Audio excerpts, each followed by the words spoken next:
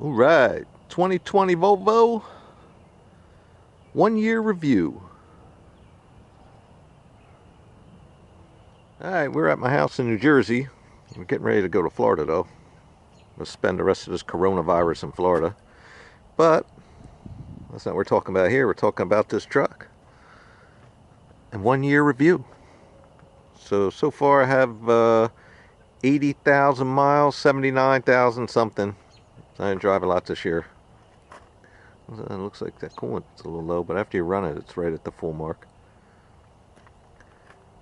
And the issues I had with it over the first 80,000 miles in 1 year. The first one was the wheel hubs. The dealer replaced them 2 separate times and then finally put on some different end caps. Not the factory ones, the different ones, and that seemed to solve the problem. They weren't leaking anymore. What issues did I have with it so far? So we had a major coolant leak. It was up behind here, behind the water pump housing. Spent 2 weeks at the dealer for that. Something just wasn't assembled properly when they built the motor. One of the consistent problems I've been having is with this Dabco water separator fuel filter. And you can see I changed it to 2020 and I haven't driven it in 2 weeks because I've been sick. So they're saying that, I thought it was algae. You can see it's black in there. So I was trying to kill it with Killam, all this stuff, and it turns out to be asphaltene. These common rail motors, Cummins has the same problem. When the fuel flows through the fuel rails inside the head of the engine through the injectors, what it doesn't use, it pumps back to the tank, right? So the theory is that it's superheating the fuel, and that's causing this asphaltene reaction in the fuel, and it pumps it back in the tank, and then when it pumps it back through here, it gets collected in this Dabco fuel filter. That's the theory. So I don't know. Another thing I did is this shock. I was looking at it doing my pre-trip. And hold on. So anyways, I was doing a pre-trip. I saw this bushing was starting to go in the bottom of the shock. And that it slid over. And I was like, well, it's still under warranty, but for 80 bucks a shock, I'm not going to let it sit at the dealer. I'll just put them on myself. And I took it off and there wasn't a damn thing wrong with it except for it slid on the sleeve. So, but I'm going to replace, I usually replace my front shocks every 100,000 miles. So it got replaced 20,000 miles early. So there was that.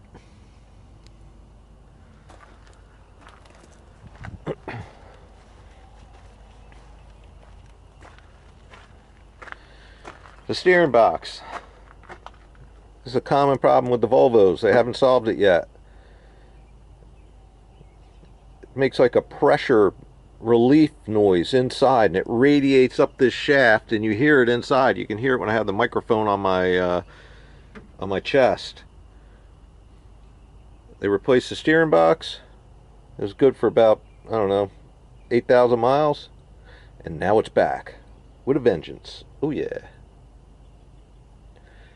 So far the rest of the motor's been pretty good. You see there's some soot here. I think this hose, when they had the whole front of the motor apart, they didn't install that properly, so I snugged that up. No big deal. The rest of the motor's been really, really good. I think I'm averaging 8.5 lifetime miles per gallon. You can see the tires after 80,000 miles are still like brand new. The brakes are still brand new, but I run cross country most of the time, so there's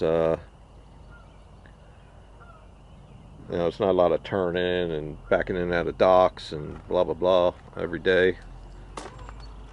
Everything's holding up good. I see a lot of guys are losing their DEF flap here. This thing breaks because it just sits here and vibrates like this all day and then just breaks off and falls off. That hasn't happened to me yet. Everything back here is perfect.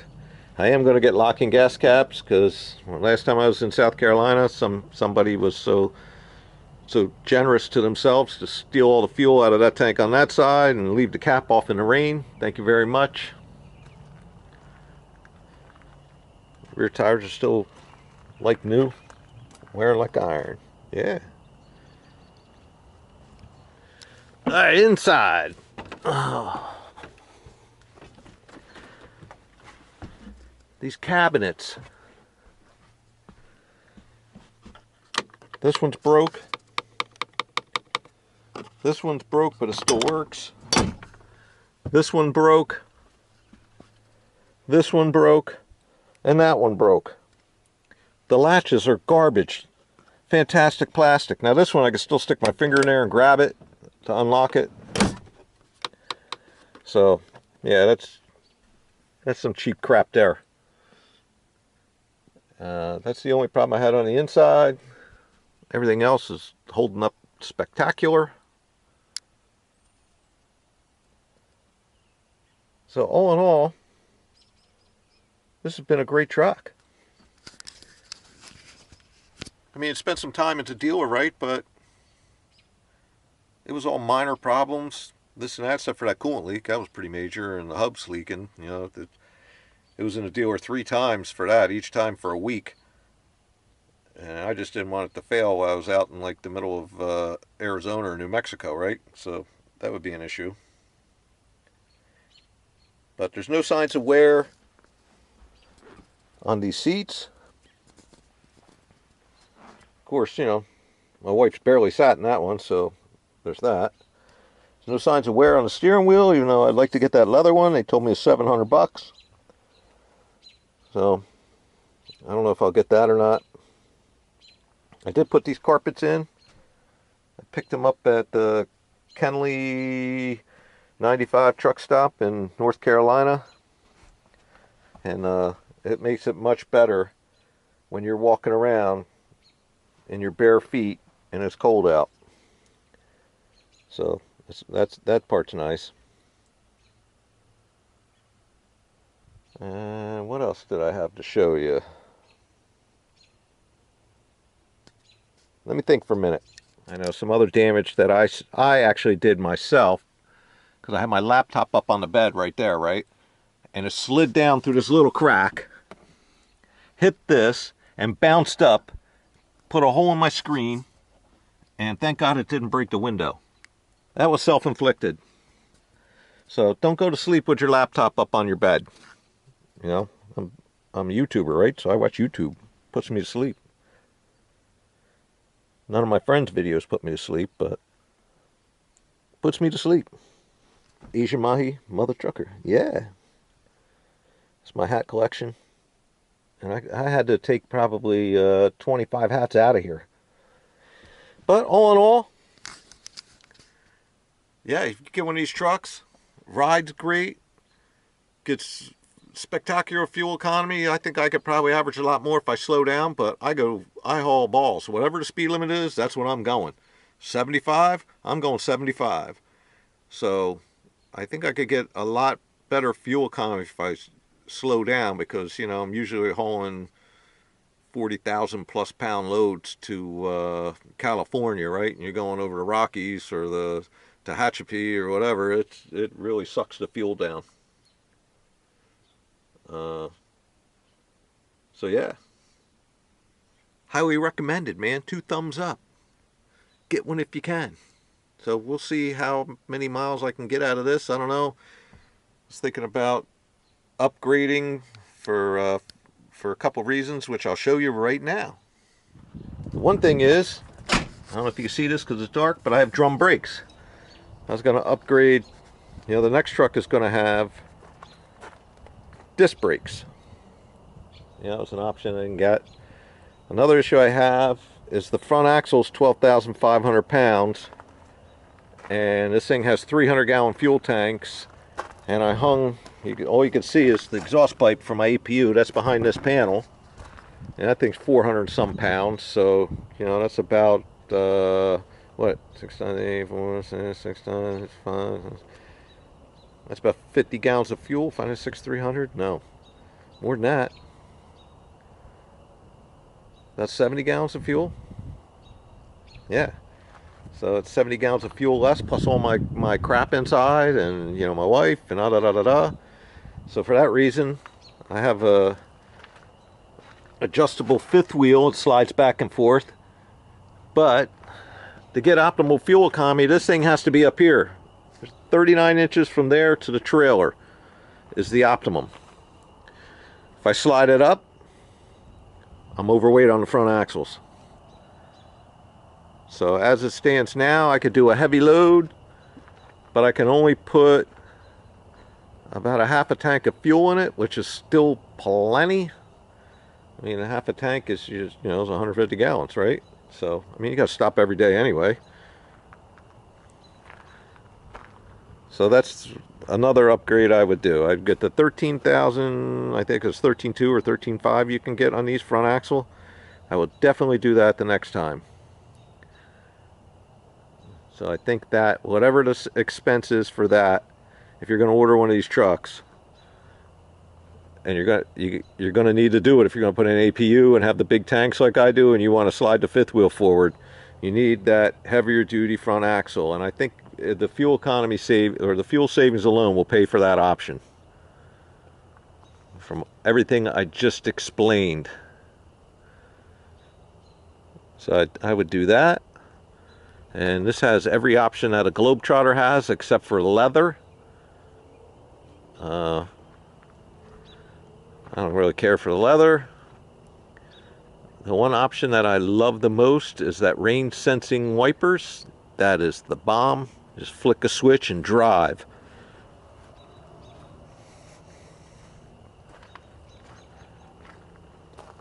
Yeah, besides that, I think I'd get the same. So you're saying to yourself, well, why doesn't Robbie just get a 13.5 axle and hang it on his truck? I'll tell you why. The DOT looks at this sticker, and it says it right there, 12,500 pound front axle. Now, can I get somebody probably to make me this sticker? Probably. I mean, we can go about it that way, but which might be an option. That might be an option. And then, I could, whatever the expense is for that, I'm sure I'll make up with fuel economy. But we'll have to see. We'll have to see. But I love the truck. And I'm going to keep on trucking with it. Right now, we're going to truck our butts to Florida and get away from the New York area. The pandemic, right? I'm going to quarantine myself in my Florida house playing golf. So I'll vlog that, because I'm going to load the wife, the cat, and my mother, all in the truck. And we're going to fly down, drive right down there. So they won't bust our chops going into the state. Because, we're a trucker. They're probably not even talking to you at that agricultural checkpoint right now. They're probably not even opening the windows. They don't want any of this stuff. Us truckers get blamed for spreading stuff around the country all the time. So, great truck. If you can get one, get it. Get it. 2 thumbs up. All right. Till next time.